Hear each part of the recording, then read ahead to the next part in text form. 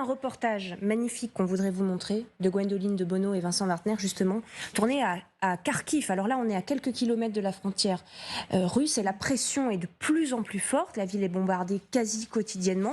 Les enfants ont repris le chemin de l'école là-bas, les tout petits, mais dans le métro.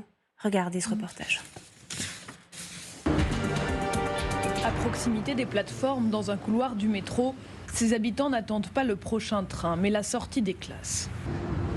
Dans ce passage, désormais fermé entre les rames, ces élèves de maternelle ont retrouvé le chemin de l'école il y a seulement 1 mois et demi. Depuis le début de l'invasion russe, ils étaient chez eux. La chose la plus difficile, c'est qu'ils devraient avoir plus de connaissances, mais il leur manque plusieurs acquis. C'est difficile parce qu'ils ont passé un certain temps chez eux. Ensuite, l'autre défi, c'est la socialisation.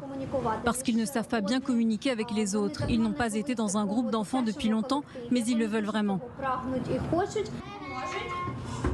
Les quelques 2000 élèves scolarisés dans le métro de Kharkiv ont 2 heures de cours par jour. Ils ont besoin de temps pour s'adapter, dit l'enseignante.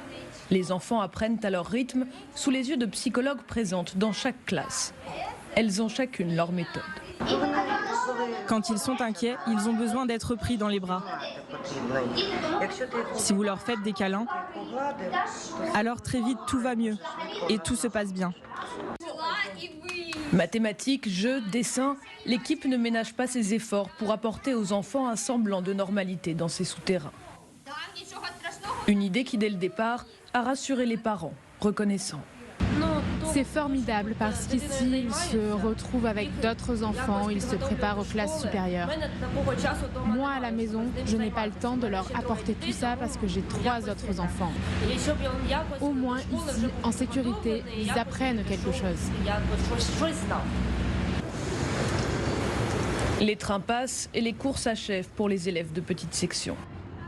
À la sortie, ils retrouvent la lumière du jour, les affiches à la gloire de l'armée et les sirènes d'alerte.